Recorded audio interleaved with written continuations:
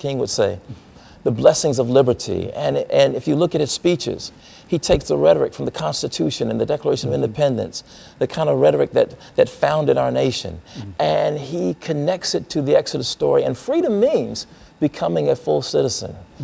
Well, at a certain point, by the end of the Civil Rights Movement, we find that Albert Clegg wants to do something very different with that. That there's the frustration that has risen because African Americans still aren't enjoying the blessings of liberty. There is a move to take that story and to claim it for ourselves and to claim the power to change our lives. Not that power, but not placing it in the founding documents, but placing it in black communities themselves. And so we get the Black Power movement. So I wanted to look at the various ways that we have interpreted one singular book, the book of Exodus, over the course of a long period of time. But my concern was to show that each interpreter started first with the concerns of their community at that time. And I wanted to encourage my students who were going to serve churches and serve in religious communities to do the same. You know, during this second segment, I mean, the final segment, what I would like for you to do is to, and I think you've mentioned Adam Clayton Powell and Dr. Martin Luther King. I think that these are two giants, but I think that people know more about Dr. King than they do about Adam Clayton Powell. And so during this this final segment, when we come back, we've got about 45 or 50 seconds here. But when we come back during this final segment, what I'd like for you to do, and I say this now because I don't want to forget to push it forward. I want you to talk about Dr. Martin Luther King and Adam Clayton Powell, and with emphasis up on Adam Clayton Powell and why he is significant and what the things that you've been doing. Okay? And so what we'll do, we'll take this final commercial break, and then we'll come back and we'll deal with some aspects of Dr. Martin Luther King and Adam Clayton Powell. And we'll be back with our audience following this very, very short commercial break.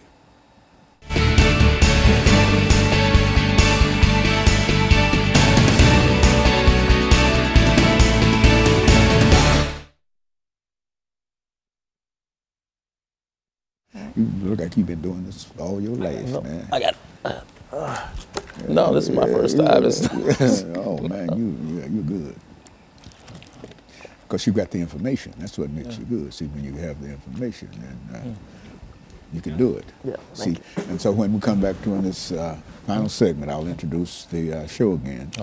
But and in case I forget, but what I'd like for you to do is to look at these two personalities within the context of all the things that you've studied about them and writing your book and books and et cetera, and to look and to examine those two individuals, Dr. Martin Luther King and Adam Clayton Powell, and point out whatever the similarities or difficulties and et cetera, whatever you want to talk about. But I think that that would be good to end this, because these are the two most important individuals in terms of contemporary black society and the institutional church, you see. And I'd like to know more about about this myself, you see.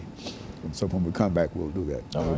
We'll do this. We will have, excuse me, we'll have 10 minutes to do this. I need some water myself. Yeah. Okay, very good. Thank you, now. HMarbury. Yes, that's it. Okay, well, you know, I have to do that every time.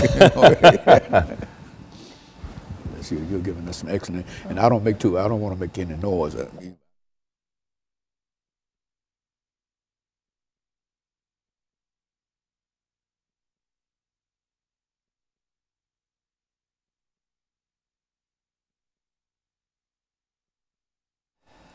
Thank you and welcome back to the final segment of the show for today.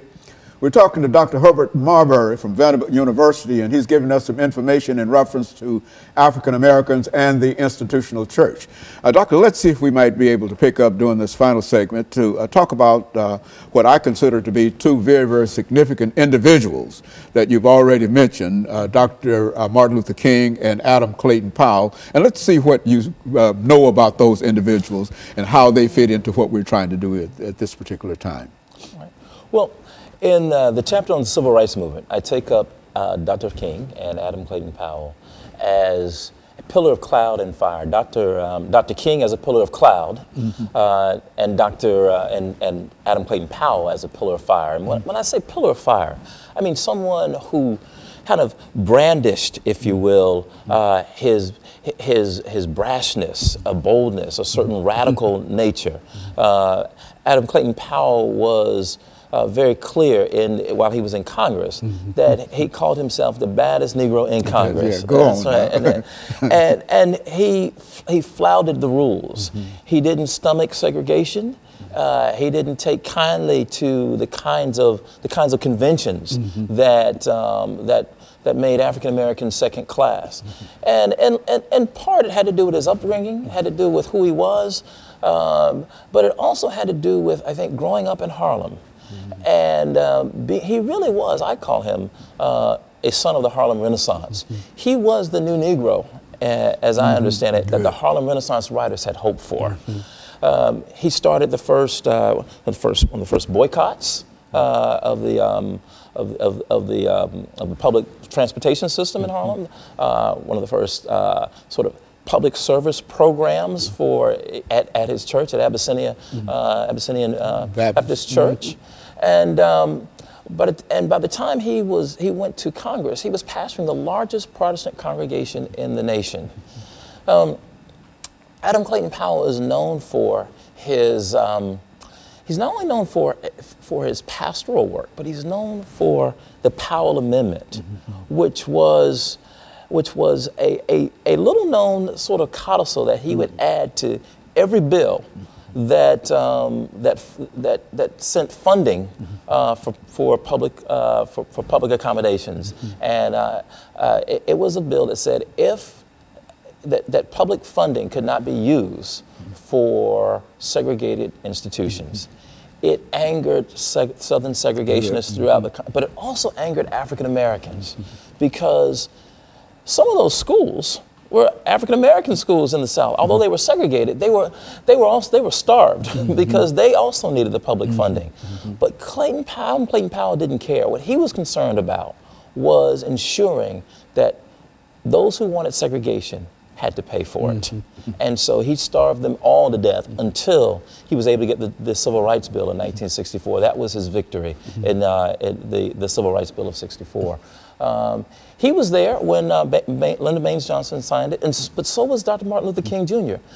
And King, who was, they were both princes of the Black Baptist Church. Adam Clayton Powell had gone to, attended school in New York. His father, his father, in many ways, had groomed him to be a prince of the Baptist Church. Martin Luther King, as Dr. King, as Dr. King's father. Good. His father pastored Abyssinian, while Dr. King's father pastored Ebenezer, and they both groomed their sons for the roles that they would take. They both went to elite schools, Morehouse College in the South, and they both were products of the black middle class. But where they differed, I think, was Dr. King grew up in the segregated South, born right in 1929, just as America was going into the Great Depression. And Dr. King saw a different and a brutal side of white segregationist power. And it was something that I don't think Adam Clayton Powell saw.